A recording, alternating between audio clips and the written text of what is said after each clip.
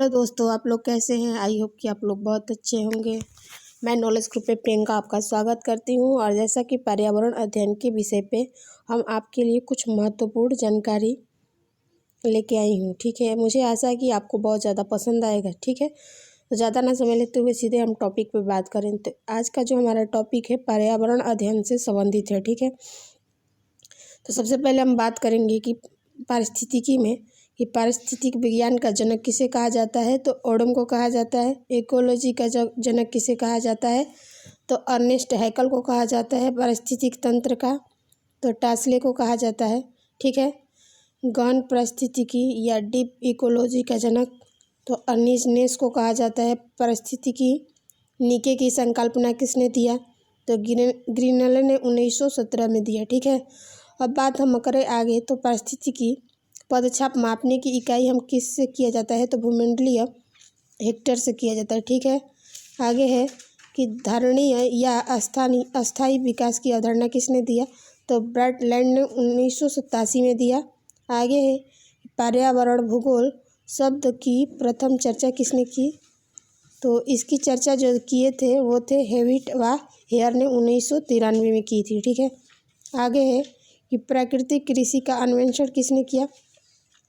तो ये थे मासानोबु फुकुओका। ठीक है, आगे है कि हॉट स्पॉट की संकल्पना तो ये थे नॉर्मन मेयर ने दिया था। ठीक है, आगे है कि जैव विविधता शब्द का सर्वप्रथम प्रयोग किसने किया। तो वाल्टर जी रोजेन ने 1986 में किया। ठीक है, आगे है कि ओजोन परत की सर्वप्रथम खोज किसने की। तो ये है चार्ल्स फाबी व हेनरी व्यूसन। ठीक है, आगे है कि ग्रीन हाउस गैस की संकल्पना किसने दिया। तो जोसेफ फोरियर ने दिया। ठीक है, आगे है बायोस्फीयर रिजर्व तो इसकी किसने दिया। तो ये थे एडवर्ड सुएल्स। ठीक है, आगे है जैव विविधता की खोज किसने की। तो वाल्टर जी रोसेन ने की। ठीक है, आगे है बायोडाइवर्सिटी शब्द किसने दिया। तो रेमंड एफ डसमैन ने दिया। ठीक है, आगे है पारिस्थितिकीय पर्यावरण की संकल्पना किसने दिया।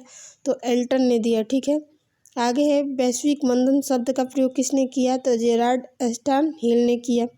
आगे है कि भारतीय परिस्थिति के जनक किसे कहा जाता है। तो प्रोफेसर आर मिश्रा को। ठीक है, तो ये थे पारिस्थितिकी से संबंधित कुछ महत्वपूर्ण जानकारी। ठीक है, अब आगे हम बात करेंगे कि भारत में पर्यावरण संरक्षण के प्रयास किया गया था। ठीक है, तो बात कर ले कि भारत वन अधिनियम कब दिया गया। तो 1927 में। ठीक है, दूसरा है वन्य जीव या संरक्षण अधिनियम 1972 में दिया गया। तीसरा है वन अधिनियम जो है 1980 में पारित किया गया। आगे है कि वायु प्रदूषण या निवारण या नियंत्रण अधिनियम जो है 1981 में आया। आगे पे कि पर्यावरण शब्द अधिनियम 1986 में आया और उसको संशोधित 1991 में किया गया। आगे है कि राष्ट्रीय पर्यावरणीय ट्रिब्यूनल अधिनियम जो थे 1995 आया। वन्यजीव संरक्षण अधिनियम 1995 में। जैव विविधता अधिनियम 2002 में आया। एडमार्क एक्ट 1937 में आया। टाइगर प्रोजेक्ट है 1973 में आया। ठीक है, ये क्वेश्चन बार बार रिपीट होता है और प्रत्येक एग्जाम में आपको देखने को मिलता है। ठीक है, आगे है कि केंद्रीय गंगा प्राधिकरण 1985 में। अगला है कि वाटर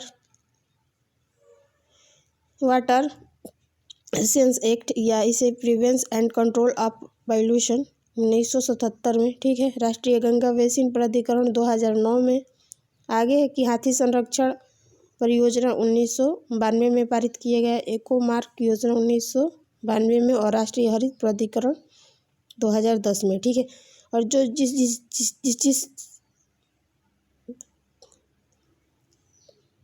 जिसके सामने एकदम ट्रिक लगाया गया। ये बहुत महत्वपूर्ण और इम्पोर्टेंट क्वेश्चन है जो कि आपको एग्जाम में देखने को मिलता है। अब आगे हम बात करें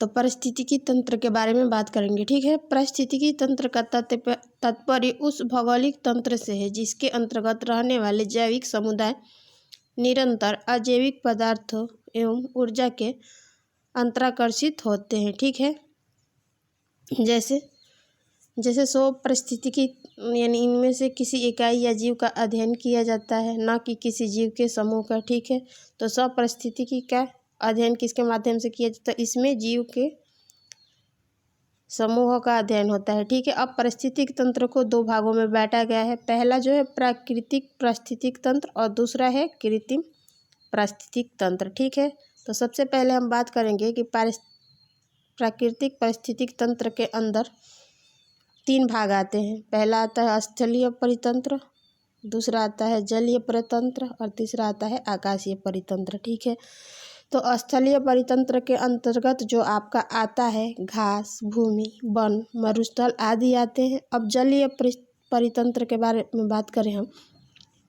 तो इसके अंदर भी दो तंत्र होते हैं, एक अलवणीय, दूसरा होता है लवणीय। ठीक है, अलवणीय में तालाब, झील, झरना आता है, जबकि लवणीय में आता है जीर्णोन्मुख समुद्री जल, लवण, झील आते हैं। ठीक है, और आकाशीय परितंत्र में केवल आकाशीय आता है। ठीक है, अब आगे हम बात करेंगे कि पारिस्थितिक तंत्र में क्या क्या आता है। तो इसमें आता है नागरीय कृषि, फसली तंत्र और जलाशय आदि आता है। ठीक है, अब हम बात करेंगे जीवमंडल। जीवमंडल जो है जिसपे जीव रहते हैं, ठीक है, वो तीनों तरफ से घिरा हुआ, जैसे वायुमंडल, जलमंडल और स्थलमंडल, तीनों मंडल से मिल के बना है आपका जीवमंडल। ठीक है, यहाँ तक आपको चीज़ें समझ में आ गया होगा। ठीक है, तो आज की वीडियो यहीं तक। आई होप कि बहुत ज़्यादा आपको अच्छा लगे। अगर अच्छा लगे तो आप हमारे चैनल को सब्सक्राइब कीजिएगा इसी तरह का लेटेस्ट वीडियो के लिए।